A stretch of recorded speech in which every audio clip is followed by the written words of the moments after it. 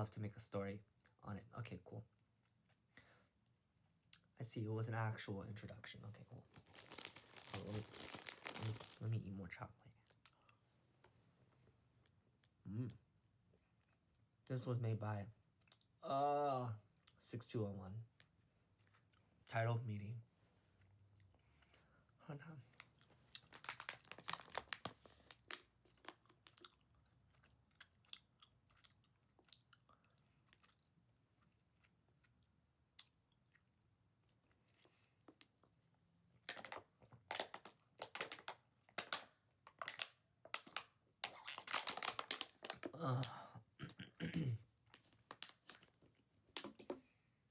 It's really nice chocolate.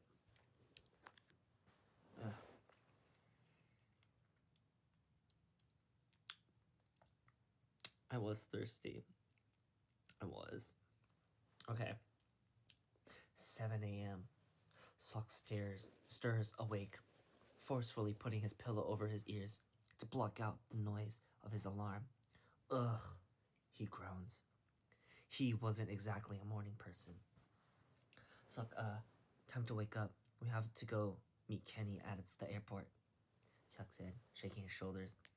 Right, Kenny. Their new member that they had to pick up. I'm up, Sok says. Your alarm clock says otherwise. Hyuk responded, while Sok sat up and stopped his alarm. I made breakfast. Get up and get ready. We have to leave in 30 minutes. Sok nods, and Hyuk left. He got up and grabbed his clothes to shower. He doesn't need to grab clothes. Not bothering to make his bed. He could do that later. He gets into the shower and shivers at the feeling of warm water on his cold skin. After washing, he hops out and dries himself, going on to washing his face and brushing his teeth. He hated morning breath, but honestly, who doesn't? After getting ready, he made his bed. He was tired, but also a bit of a neat freak. He could not let his room be dirty. He took a few minutes to tidy up his room before grabbing his phone and heading downstairs. Glad to see you up and ready. We have to head to work before we get Kenny. We're going with the staff. Hyuk spoke up, sitting down to eat. Sok sighed and nodded. He was used to being with the staff and had no problem with them. They were kind, funny. Why would he? Sok grabbed a plate and got some food. He and Hyuk ate in a comfortable silence, the sound of a morning breeze the only thing between them. Eventually, they got up and headed to their work building, meeting the staff, greeting them with the bows. Annyeong, Sok said, bowing slightly. Good morning to you too. Glad to see you're doing well, Michelle spoke up, and they got in the car and started recording. Ready to go pick up Kenny? A few days before, Sok and Hyuk actually worked on a sign for Kenny, but it wasn't the best, but it worked. Joe spoke up. Are you guys excited? He asked, pointing to the camera at them. Hyuk chuckled and nodded. Of course. It's been sort of quiet. I'm hoping a new member will lighten things up. Sok just nodded in agreement. Yeah, hopefully. The car ride goes fairly well. Michelle driving and Joe filming and asking questions. Hyuk and Sok share a few laughs with each other, and Michelle and Joe, they talk about what they hope Kenny can bring to the group. He seems like a funny and outgoing guy. I've seen some videos of him on YouTube, Sok mentions.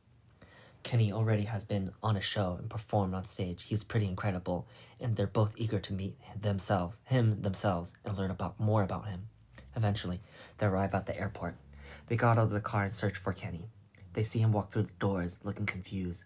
This was not what they were expecting, but they shouldn't have expected a formal person based off what they've seen. Hello, Kenny says awkwardly, but with a slight chuckle and a hint of excitement. Of course, a hello, annyeong, and greetings come from the four. Sok looked at Kenny. He seemed quite interesting. They started walking back toward the car.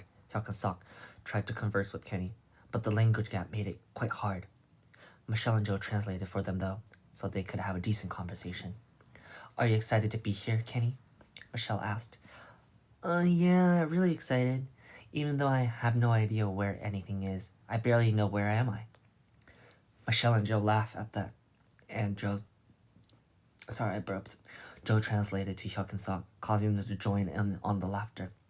It was, of course, peaceful and funny moment between the five. Later, they all got back to the workplace. They had to decide where Kenny would sleep. Do you have an apartment here? Did you buy one? Hyuk asked. I did, I think. Let me check. Kenny checked his phone and nods. I do. Not for long, though. About a year. Only about a year, and I'm set to move out. Everyone nods. I think we can work with that. Your next member is planned to arrive in January, Michelle says. Kenny, do you want to stay with one of us for tonight so you can get some rest and start moving into your apartment tomorrow? Hyuk asked, trying to be nice. Yeah, that would be nice. It's late out and I'm tired, Kenny responded with a dramatic yawn. Sok, can he stay with you? Your couch is quite comfy, Joe says. Sure, that's fine with me. Spicy. That's when things start to happen, don't they? Oh, sorry, do you want me to comment on it? I mean, I would prefer if,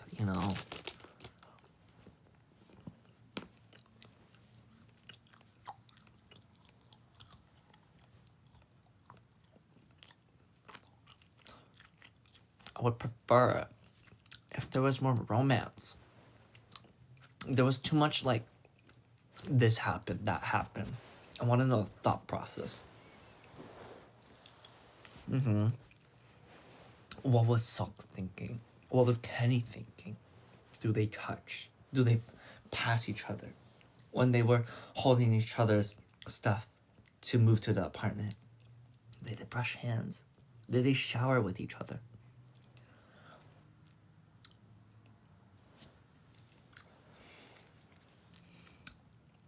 Don't tell me to write my own. That's your job. No. And I want one of these Wattpads to make it very good so it becomes a novel and a movie.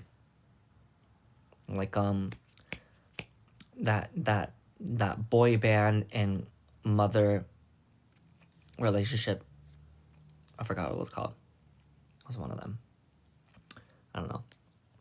Ooh, coffee date. Coffee date by Sok to my Kenny. First meetings. Kenny and Sok met at a cafe when Sok accidentally spilt his coffee on Kenny. Sok bravely asked for his number to help with the dry cleaning. They've been messaging each other for weeks. Oh, I like this. This is already into the action.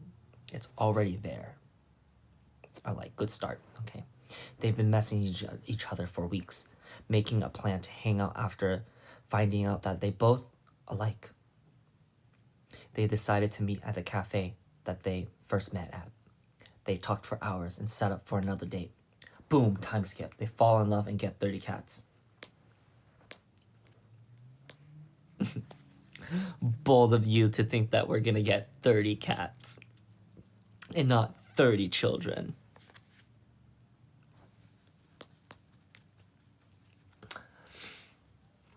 Yeah.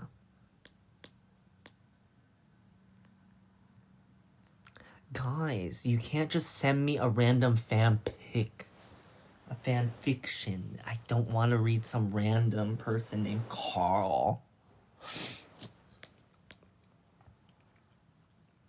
I didn't write it, but it's very nice. It's in Spanish. No, I'm talking about us. Me.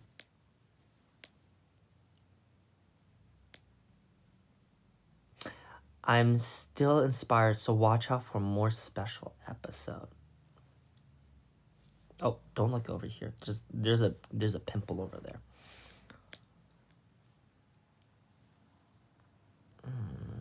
I think I already read a chapter from this one. Oh, I also read this one too. Oh my god. Someone please send me Another one. Okay.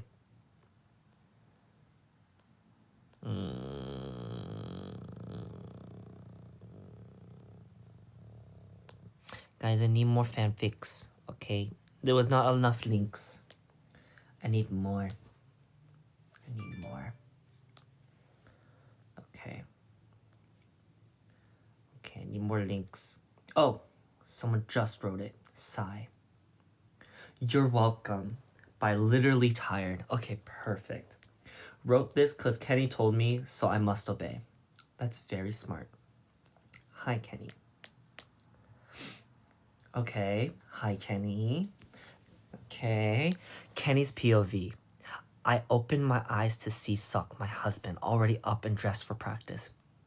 What time is it? I asked, my voice hoarse and strained from poor sleep.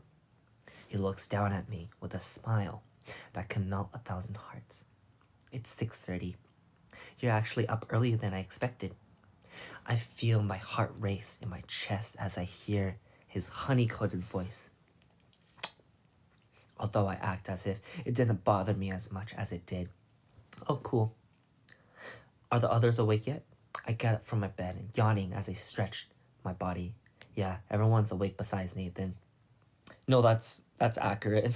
That's very accurate. Everyone's usually up besides Nathan. I nod in response, understanding that Nathan prefers to wake up later.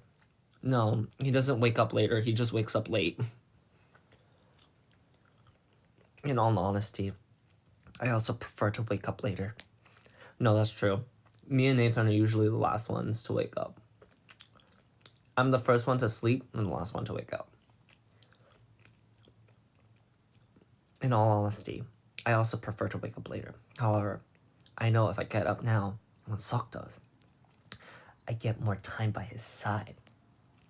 As Sok leaves the room, I feel the corner of my mouth turn upward to form a gentle smile on my face. He's beautiful, even from behind.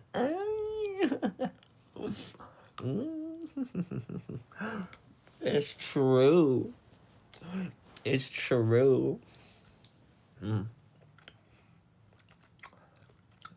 Dang, these chocolate are dark. They're dark. It's dark. Hold on. I need more water, but I ran out.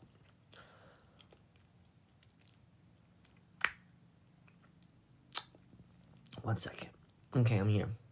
I'm back. He's beautiful, even from behind. I turn around and look through my clothes, deciding what to wear my favorite outfit. A blue sweater and jeans. I don't wear blue sweaters, but I do wear jeans. Once I was dressed and ready, I headed out to the kitchen to eat some breakfast with my members. We previously agreed to have pancakes for breakfast, which seems to have stuck considering Aito was stood in front of the oven. The sound of pancakes. You make pancakes in the oven? You do? That's weird. The sound of pancake. No. Oh. They're assuming this is probably an American person. They're assuming that the oven is under the stove. That's very American of you. But Korea doesn't have that. I know, it's crazy. Okay. Anyways. Where are we? Okay. We previously agreed to have some pancakes for breakfast, which seems to have stuck considering Aito was stood in front of the oven. The sound of pancake batter sizzling on the stove, warming my senses. Oh, nice. Sounds nice. I'm so hungry, I hum.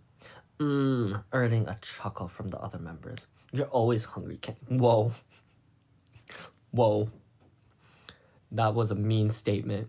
I'm always hungry. What are you trying to say about me? You're always hungry, Kenny. You eat a whole zoo if you had a chance, Nathan teases. He's still smiling from ear to ear. I roll my eyes in response, choosing to stay silent. Hyuk walks up behind me, patting my shoulder firmly. Good morning, brother. He hums, looking proud of himself. Suddenly, Sok reappears from the bathroom, his hair wet and radiating a scent of strawberries. My eyes widen as I turn around to look at him. Sok, I huff, my nostrils flaring slightly. Will you ever stop using my shampoo? No, brochacho. Smells good. I like it. Get over it. What the fuck, dude?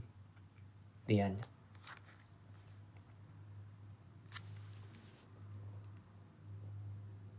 When is he gonna flirt back, you know? Or like, when are we gonna hold hands? This isn't K-drama. This is fanfic.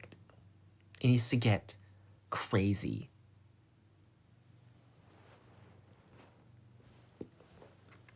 If I haven't read yours yet, please send it to me on B Stage. I like it.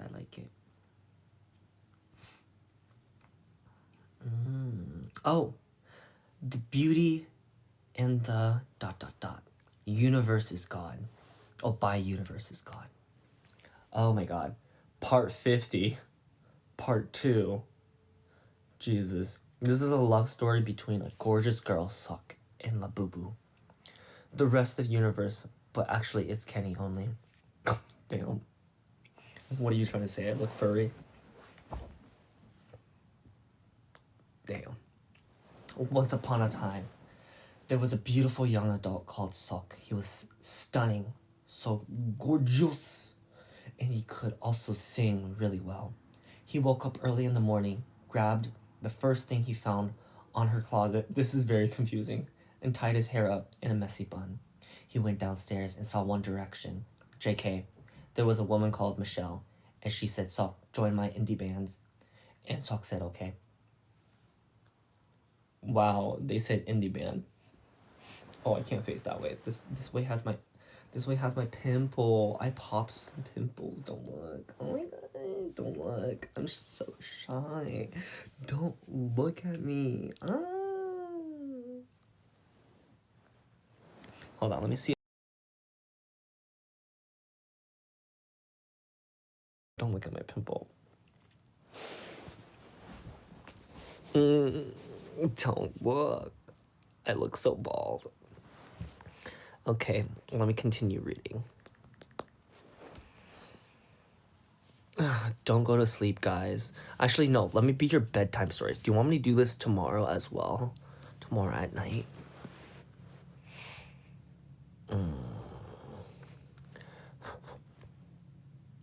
So he joins the indie band when he entered the Seeing Beetle building. He couldn't believe his eyes. He saw a group of Labubus and... Damn.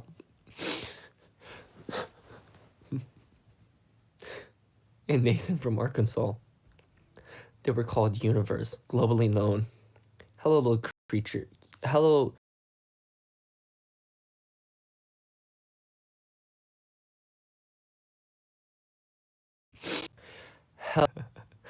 PV, what you doing with the Bob? 안녕하세요. Is it the oldest? I think he was the oldest. I forgot. I'm not cute, said Haito. And Sok says, 만나서 반가워요, 여러분. And Kenny immediately fell in love. Okay. No, I can get behind this. Okay, I'll read another one. It's part 2. We were bored and kind of tired of you, so we were sending y'all to America, said Michelle. JK, she actually really nice. She just wanted universe to be discovered, to discover the world. But oh no, Sok was stuck in Korea because of visa issue.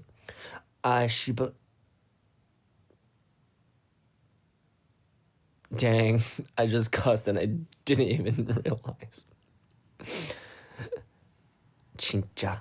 So the Labubus had to travel by themselves and left beauty in the hands of a person currently writing this work of art. Okay, so they arrived to America, right? And they meet a lot of cool stars. But even though they were all happy, the Kenny boy could only think of his beautiful wife waiting for him under the rain Bajo la Lluvia.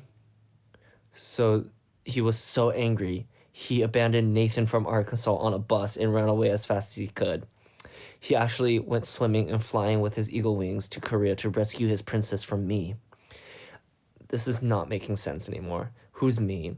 As he arrived in Korea, he saw Sok in the distance. He was carrying their newborn Labubu and on his arm.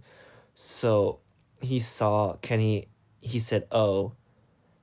Kenny said, "여보, 안녕."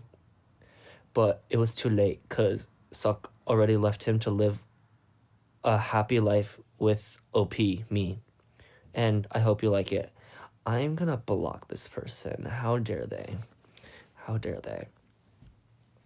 Oh, someone worked really hard on this.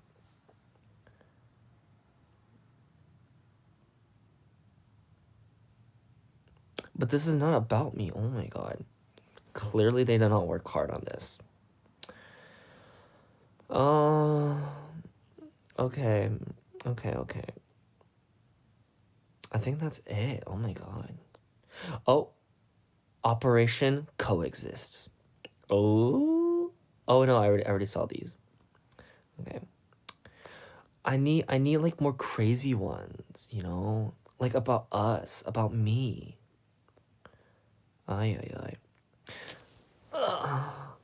Do you guys have any fan pics? Just post them on your community page right now. Let me read.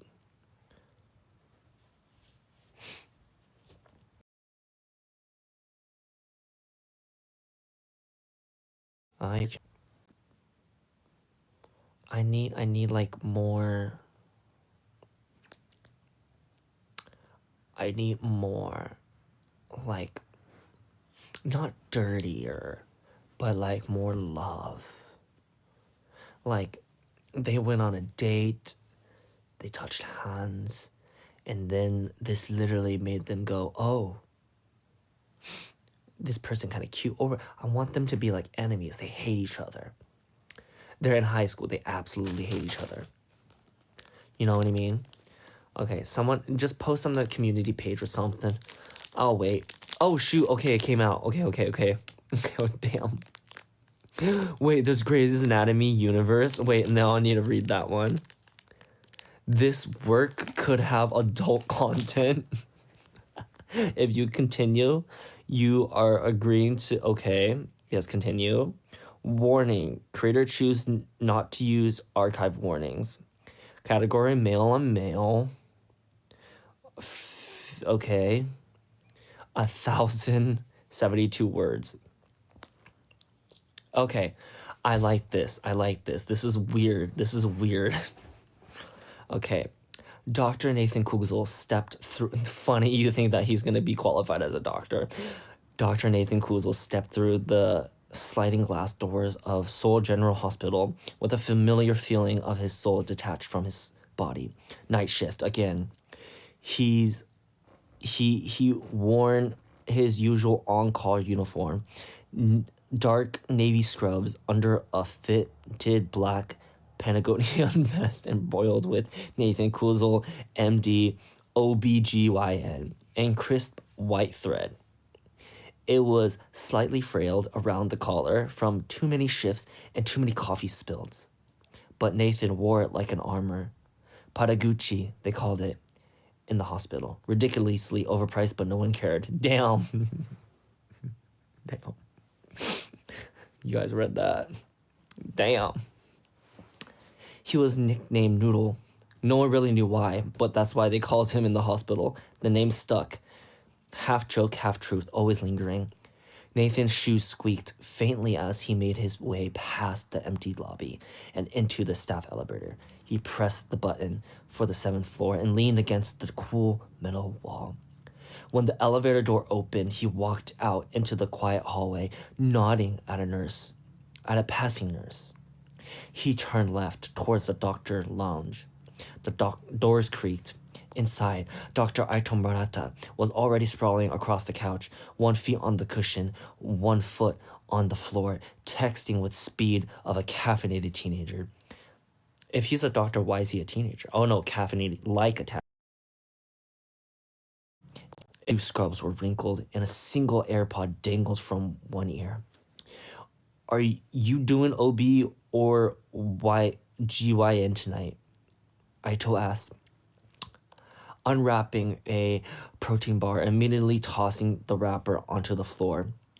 GYN, Nathan replied, which means I'm either be in the OR all night or staring at a vaginitis consult until dawn. There's no in between. A vagina? Wait, what?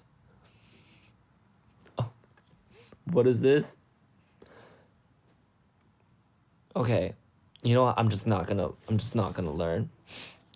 You forgot the third option, Aito says, kicking off his sneaker and flopping it onto the bottom bunk. Nathan raised an eyebrow as he sat at the desk. Aito grinned. You get woken up by a screaming patient, do 5 minutes of pelvic trauma triage, and then I have to stab someone's spine at 3 a.m. while half asleep. Sounds about right. Nathan leaned back in the creaky chair, booted up the monitor, and exhaling through his nose. Just don't mix up your propofol and midazolam again. That was one time Aito groaned into his pillow. Try 4. Anyways, Aito continued stretching like a cat. I've got the OR until midnight. Then I'm technically free unless someone codes. So if you need me, text. Nathan looked at him. Do you ever sleep? Aito reached into his scrub pocket and pulled out a full syringe rack. Sleep is for the patient, not me. Nathan made a face. I don't know how long those have been in there. Fresh as your attitude, Aito said, insinuating himself on the bottom bed of the bunk. Have fun wasting away in the ED tonight. Nathan climbed to the top bunk and flopped onto his side with a grunt. I'm gonna lose my license over someone coming in for spotting. I can feel it coming. You say that every night. Because every night, someone bleeds just a little bit paged. Like a goddamn code blue. Aito finally locked his phone and rolled onto his side, tossing it on the tiny built-in shelf. Maybe you just have a bad aura. Nathan pulled the pillow over his head. Maybe you snore like a dying pig. Aito snorted. Maybe you cry in your sleep. I have one nightmare about fish growing legs and chasing me, and you never let it go. Because you screamed, Nathan. I was vulnerable. A long pause stretched in between them, just long enough for the warmth of sleep to start creeping into Nathan's limbs. He's let out a sigh, heavy and tired, now that his bones were horizontal. Beep, beep, beep. Nathan didn't budge. He lay motionless on the top bunk, face buried in the pillow. Blanket pulled to his ears. His arms dangled over the edge, limp, dramatic, like he was already halfway to rigor mortis. Aito stirred below. Pager? Nathan stayed perfectly still. What pager? Aito waited. Yours. Nope. Yes. Nathan shifted just enough to bury his head deeper into the pillow. Can't be. That's not my pager ringtone. Pagers don't have a ringtone, you asshole. Nathan didn't respond. Aito sighed. You're a little bitch when you're tired. I'm unconscious. This is a corpse. You're speaking to... I've never heard Aito cuss. This is very inaccurate. I am unconscious. This is a corpse. You're speaking to a dead body. You're breathing. No, I'm not. Aito sat up with a grunt, reached down and grabbed one of his hospital-issue Crocs and held it for a second like he was aiming a grenade. He then lobed the shoe up towards the top bunk. It arced and smacked Nathan square in the head. Jesus Christ! You awake now? Nathan peeled the blanket off his face, just enough to glare downward. You violated me. Aito flopped back and tucked his hand behind his head. I had no choice. Nathan grabbed the pager off the ledge and groaned as he read the screen. ER constant. Vaginal bleeding. Stat. Ito didn't even flinch. Place your bets. Nathan swung his leg. Wait, what's an OBGYN? You say that every night, Ito said, eyes already drifting shut. This time I mean it. Oh, wait. Nathan swung his legs off the bunk like he was being deployed to war. If it's nothing real again, I'm changing my name, moving to North Korea, and never looking back. You say that every night, Ito said. Eyes already drifting shut. This time I mean it. Nathan shoved his head into his clogs, yanked onto his vessel like it had personally wronged him, slammed the call room door behind him. Ito barely fitted his chest, or barely lifted his head. Godspeed, beast. Nathan walked to the ER like a man heading to jury duty in the rain. Every step was deliberate, heavy, and unhurried. He didn't even rush, didn't even try to fake urgency. He passed a pair of nurses who looked at him. I thought you were going to sleep, Dr. Kuzel, one of the nurses said, amusement in her voice. Nathan dramatically tilted his head back and groaned loudly. The nurses chuckled. He grabbed a new surgical mask with the same enthusiasm as someone retrieving a used tissue, then marched down the hall to room 12. A door was half open, and behind it sat a middle-aged woman in the hospital gown. Pale and visible anxious, a thin sheet draped over her lap. A very green-looking intern hovered awkwardly beside the bedside, clutching a clipboard like a life preserver. He sighed and tugged on a pair of gloves. Hi, I'm Dr. Kuzel. I understand you had some bleeding. The woman nodded, looking mortified. Yes, it was bright red. I wiped. I think it was coming from my private parts. Nathan kept his expression neutral. Thanks for telling me. I'm going to take a look now and see what's going on, okay? She nodded, lying back down with stiff arms at her side as the nurse helped guide her feet into the stirrups. Nathan only had to take one look before he stood up with a heavy sigh. The nurse gave him a curious glance. Rectum bleeding, he muttered. Nathan looked over his shoulder towards the hallway, already noting which idiot was responsible. He walked out of the room and found the intern by the nurse's station, hunched over a chart. He was studying the cure for cancer. Hunched over a chart like he was studying the cure for cancer. Nathan slammed the chart in front of him. Do you know where the vagina is? The intern jumped. Yes. Are you sure? Because you paid me for vaginal bleeding, and there's not a single drop of blood in the vagina. It's coming from her rectum. Yeah, I thought Nathan scoffed. You paged OB for rectum bleeding? He said flatly. Congrats. I'm billing you personally for this consult. He stormed out of the ED, yelling, if anyone needs me, I'm going to the fucking chiropractor school. His 24-hour shift dragged no longer than a shift had any right to do so. He slammed open the door to the stairwell. It emptied into the west side parking deck. Lights buzzed overhead, casting everything in a dull yellow haze. The kind that made skin look sick and shadow stretched too long. Oh my god, I'm losing my breath. Oh my god. This is so long. I don't even know what's happening. Oh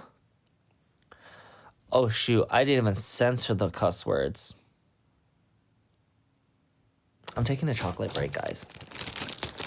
Oh my god, it's literally midnight. It's literally midnight. When did I start this? I'm reading fanfics, guys.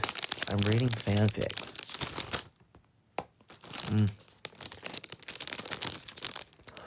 Oh, I bought chocolate. I'm just helping you guys go to sleep. I'm getting chocolate. This chocolate is spicy mango. It's from Onyx.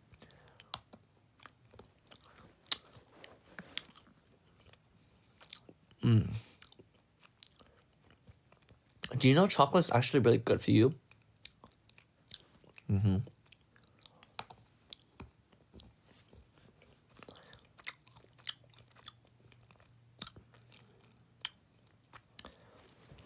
Hold on, let me add a filter to my skin.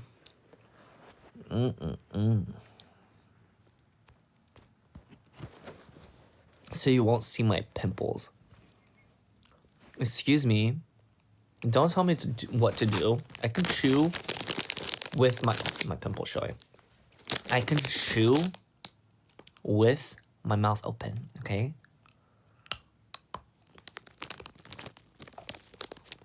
Don't tell me what to do.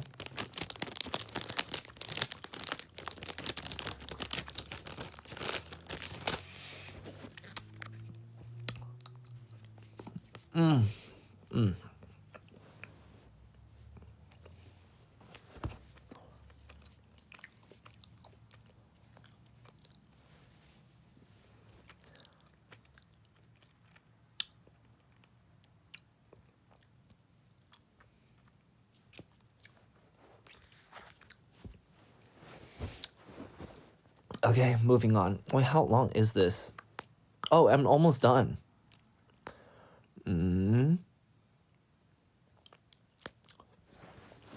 It emptied into... Oh, no, I already said that. Nathan didn't remember grabbing his coat. Didn't remember pulling off his badge or even turning off his badge pager. He just walked, robotic, deliberately, one foot in front of the other. He didn't get into his car. He didn't even look at it. He just kept walking. His destiny was already clear. He could feel it somewhere behind his breastbones. You mean his chest? In that place that used to know better. There was a bar 2 blocks down, open late, quiet. He had been there before. The door creaked on entry. The bell jingled a little too cheerfully. A few heads turned, but no one cared. He didn't look like a doctor anymore. Just another tired man with circles under his eyes and something eating him alive. He took a stool at the far end of the bar and dropped his coat onto the seat behind him. The bartender approached. Rough night? Nathan didn't answer. Whiskey okay? He gave a shallow nod. The glass hit the wood with a soft clink. He stared at it, clear, clean, honest. There was a moment in his where he hesitated, where a voice... Sorry, I'm getting notifications that deals are happening. Oh my God, I swear to God. Oh my God. Oh, you know what? I'm going to put on... Oh my God, focus mode. There was a moment in his head where a voice in the back of his mind whispered something about blood pressure and liver enzyme and shame. But then he lifted it, tipped it back, swallowed. It burned through him in a line through throat to gut to regret. Oh, okay, let me read that one more time. It burned through him in a line from throat to gut to regret. Powerful quote. He exhaled. The second drink came quicker, then the third. He didn't bother to count after that. He didn't want to. The numbness arrived slowly, like a fog rolling in across a field. Oh. Okay. He didn't want to. The numbness arrived slowly, like a fog rolling in across a field. It blurred the edges of everything. His thoughts, his memory, even the pounding guilt in his chest. This was easier. It always had been. His hands were shaking. Not bad, just enough to notice. Just enough to remind him he wasn't okay. He flexed his fingers, then gripped the glass tighter. Tried to remember the last time he felt like a doctor, not a puppet with a scalpel for hands. Not someone who bled empathy in the dark and cleaned it up with bravado. When was the last time he lost someone without breaking himself a little more? His chest ached, not from anything medical, from knowing he felt something. From knowing he couldn't save everyone. From the echoes of his husband's will. Husband's? Who's his husband? This was not made his husband. From the echoes of his husband's wail echoing in the hallway. Another, he barked at the bartender. Wait, who's his husband? Okay, 1verse, but if they were doctors, it's like Grey's Anatomy's but worse. Don't expect much. Who's the husband? Me? I'm the husband? Who's the husband? Who's the husband?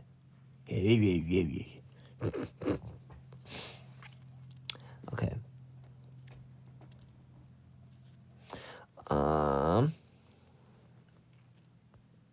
There's more Wattpad.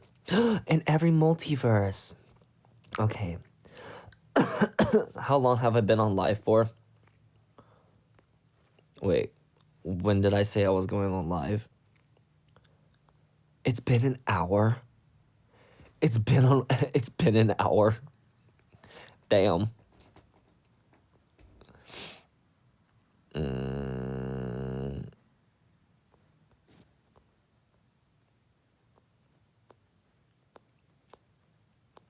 Hold on. Dang it. Oh, enemies can talk. Oh my god, I really wanted to read an every multiverse. Oh my god, okay. I'm so excited. Kenny and Sok have only ever agreed on one thing. They can't stand each other. Back in high school, Kenny always found a way to get under Sok's skin. Oh my god, this is exactly what I wanted. And Sok mastered the art of ignoring him completely. Years later, they reunite in the last place either of them expected. A survival show, millions of viewers, non-stop cameras, and the pressure to debut into a new K-pop group. Now Kenny and Sok have to smile, laugh, and act like they get along, while secretly plotting against each other's downfall. Or are they? Caught in between missions, dance battle, and the chaos of other contestants, Bong Chung, Nathan, Aito, Jimmy Fallon for some reason, and Gabriella. Kenny and Sok start to realize that maybe they don't hate each other as much as they remember. Okay. Wait, what? Where's Jimmy Fallon? Okay, cool. I'll read this. Chapter 1. Kenny sprints. Oh, I actually want one more chocolate. No, should I eat a kiwi?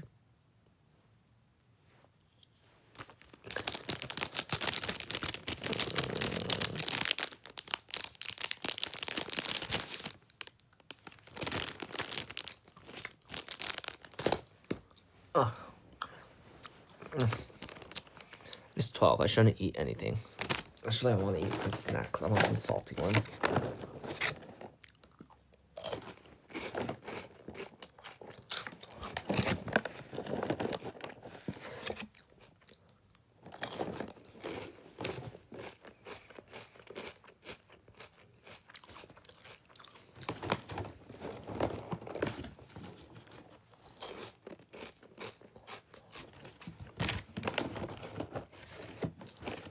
Guys, I want to watch Frankenstein so bad.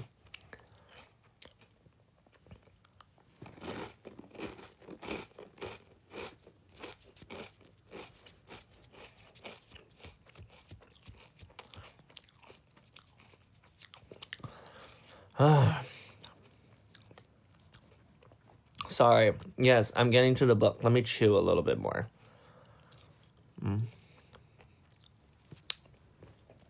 Chapter 1, Kenny. Kenny sprints after the bus in his mismatched shoes. But it's pointless. The bus is already disappearing down the street. For someone who chases it almost every morning, his running has showed absolutely no improvement.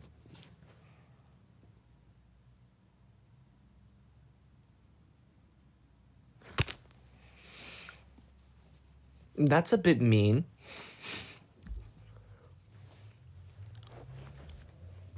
Breathless, he slows down to a defeated walk, then slowly slumps back onto the cold metal bench on the bus stop.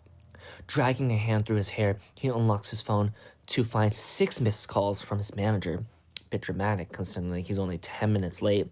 Still, he taps the call back button. The line doesn't even ring once before it picks up. Hey, Chan, I should have expected you to be late too, but I honestly thought you might manage to be on time today. Far out. The others might have been here for hours practicing. The show starts in an hour. A heavy sigh. Just get here and think up your introduction on the way. Huh? The show? What show? Kenny asks. Call ends. What show? He echoes, quieter this time, as if saying it again may somehow make sense. It doesn't. The moment he pushes through the giant glass door of the studio, it hits him. Oh, right. The show. The survival show. The one he auditioned for. The one he somehow actually got accepted into. Somehow.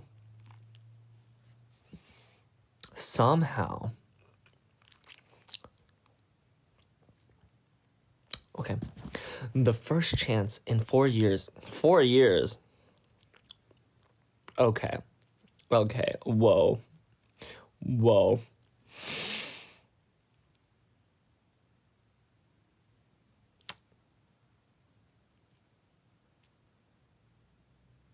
Okay.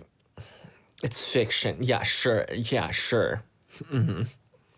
The survival show. Okay. The first chance in 4 years he has been a trainee to debut. The biggest opportunity of his entire life, that show. He forgot. He had no clue. Before he can fully process the wave of, oh my god, I'm actually here, he is swarmed by an insane number of staff, applying stage makeup, fussing his hair, adjusting his clothes to correct flaws unnoticeable to the human eye. This is what he wanted. This is what he dreamed of. And yet somehow, today of all days, he forgot it was happening. He hadn't prepared at all. There goes his chances of debuting, but still, he lets staff hustle him backstage, and when he hears his cue, he walked onto the stage along the other participants. He couldn't bring himself to look up from his shoes. The trainees line up on stage, and Kenny goes over his introduction in his head over and over and over. I'm Kenny, a vocalist from the USA. I'm Kenny Howe. I'm a vocalist from the USA. I'm Kenny Howe. I'm a vocalist from the USA. I'm Kenny Howe, and I'm a vocalist from... I'm Jimmy Fallon, 19 years old, dancer from the States. Introduction have started. Kenny forced himself to raise his head. His eyes meet the camera that stand barely a foot away from his face. The introduction move down the line. One trainee after another stepped forward into the blinding lights. Kenny shifted his weight from one foot to the other, sweat building in his palms. You gotta say one line. You got this. I'm Kenny Howe, and I'm a vocalist from the USA. Easy, fine, totally doable. You got this. The contestant beside him steps forward, clearing his throat. Okay, Kenny, you're next. Simple, easy, one sentence. The panic then floods in. Do I bow first or after? Should I mention what state I'm from? Do they expect me to say it in Korean? Oh my god, what if my name is Sok and I'm 25 and I'm a vocalist? What? Kenny's thought stopped so violently he forgot how to breathe. That voice, no way. It can't be. His risks a glance to his right. He barely sees him, but it's enough. It's Sok.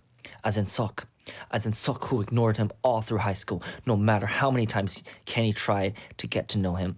Wait, if I'm 19 and he's 25, that's a 6 years difference. It's either I'm super smart or Sok was really dumb and he got held back so many times. Which is it? You know? Okay. My bad. The Sok he absolutely did not ever expect to see again. Especially not here. Especially not one of the biggest moments in his life. He somehow looks almost exactly the same. He's taller now. Hair about half an inch longer. Sok stepped back into line, completely calm, completely composed.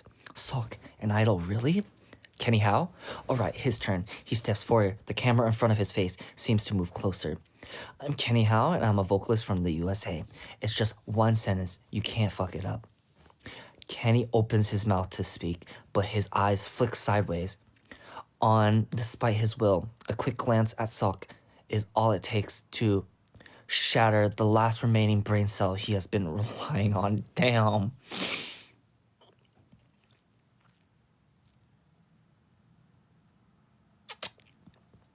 Last remaining brain cell.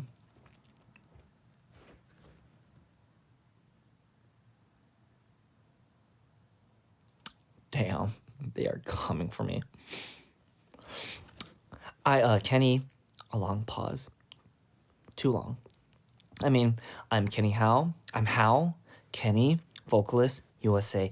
From the USA. I sing, I blink, he blinks, yeah. Silence. Too quickly, he bows so deeply that he nearly headsbutts the floor and then stumbles back into line like nothing happened. Perfect. 10 out of 10 execution. Nailed it. To his surprise, the world didn't stop after that display, and the line of introductions continued. He should probably listen. He is going to be competing against them after all, but he doesn't.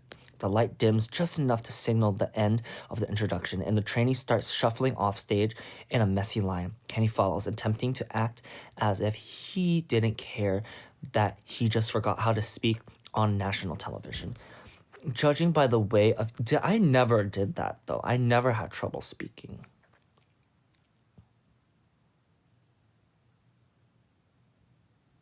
Okay. Kenny follows, attempting to act as if he didn't care about how he just forgot to speak on national television. Judging by the way a few contestants kept glancing at him out of the corner of their eyes, he's not doing a very good job. His pulse is still hammering from the moment earlier from Sock's introduction, and from his own horrific attempt at one. He swears he can hear someone whisper, "Was that guy okay?" behind him. He isn't, obviously, but that's beside the point. Backstage is chaos. Staff are yelling orders, trainees are being herded to different corners, and someone is wheeling what looks like a fog machine dangerously close to a very flammable curtain. Kenny dodges around a lighting stand and squeezes past two makeup artists arguing in Korean, and his eye searches around the area. Where is he? Not looking for him. No, definitely not. He's simply evaluating the competition. That's a thing people do on survival shows, right? Then he sees him, Sok, walking down the hallway, shoulders straight, blank expression, stride ready like he didn't just awaken every unresolved grudge Kenny thought he buried years ago. Kenny starts towards him, casual, normal, cool, except Sok gets to him first and walks right past him. His shoulder bumps into Kenny's, knocking him a step sideways. Sok doesn't look back, doesn't pause. He just keeps walking like Kenny doesn't exist. Kenny blinks. His jaw drops a little. Oh no, absolutely not. We are not doing this again. Oi! I'm Australian. Kenny calls out, "Dude, are you serious?" Sok doesn't react. He kept walking with the same steady, infuriatingly calm pace. Kenny lets out a strangled sound of disbelief.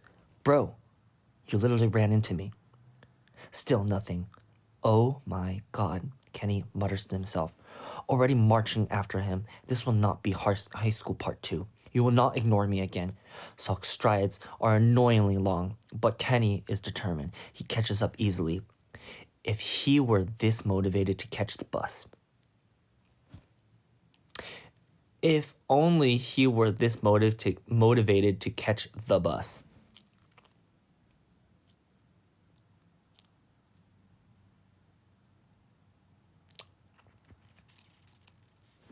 I don't like this story anymore. "Hey," he says, again, louder, reaching out. His hand closes around Sok's arm. "I'm talking to you." Sok stops and turns around. Kenny instantly regrets every decision that led him to this point. "What?" Sok asks. Not rude, not surprised, just words. Kenny opens his mouth. No words came out. He makes a sound instead. A gargled, an awkward half-breath that might have once intended to be English but has evaporated. You bumped in me, did you?" He gestured wildly in the direction of Sok's shoulder. "Walking past me, bumped me my shoulder." Sok blinked once, then twice. then turned away and walks away. Again. Oh no you don't, Kenny mutters, already speed walking after him. He darts around in front of Sok and plants himself directly in his path, walking backwards to stay in front of him. Sok's expression doesn't change. Kenny keeps talking anyway. Look, I'm not saying you need to, like, bow or write me a formal apology letter or whatever. I mean, you can if you want to, but quick my bad is the bare minimum. He gestures in between them, waving his hands so fast they blur together. Consider we have, history or something like that. Kind of. I mean, not like good history, more like annoying one, but still a history. Move. Sok says. Somehow it didn't sound rude. It didn't sound anything. It just sounded. No, Kenny says, immediately regretting it, but refusing to back down. Not until he doesn't get to finish. His heel bumped into something. He doesn't know what. Air, probably, because he's dramatic like that.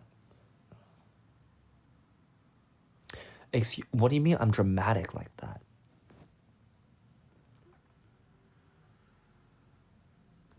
Okay. He doesn't know what. Air, probably, because he's dramatic like that, and his entire body falls backwards.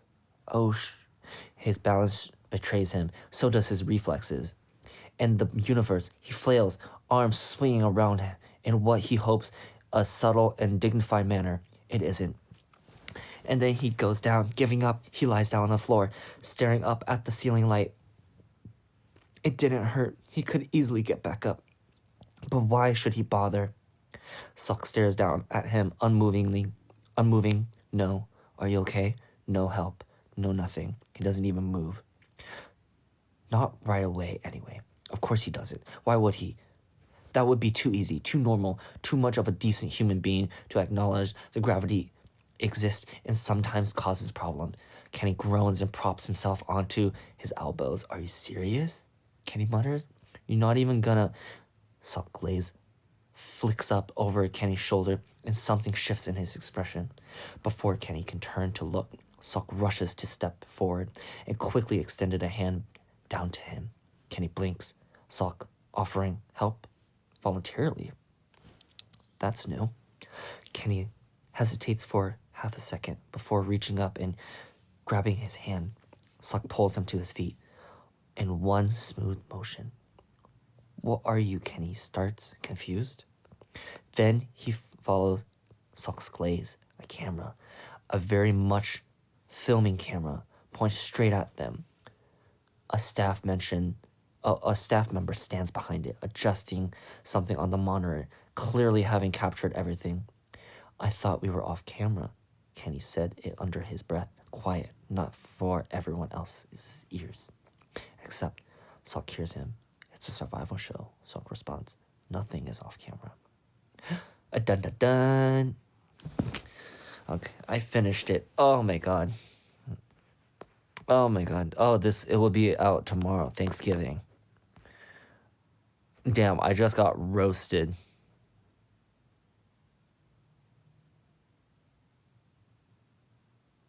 Oh my god. Oh my god. Ugh. Ugh. This was too much. How many hours did I spend just reading? Okay, well, that's the end of our fanfic. Yeah, so I hope you guys enjoyed. I can't believe I got roasted today. I can't believe I also dropped my phone from a pier into the ocean and had to have a security guard, no, not security, a surfer get it for me. Oh my god. Okay, well, that's the end. No, I do have pictures of it happening. Okay. Well, good night, goodbye, mate. I'm gonna watch Stranger Things now.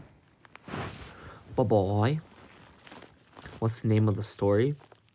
It's in every multiverse. Ooh, a crown for me.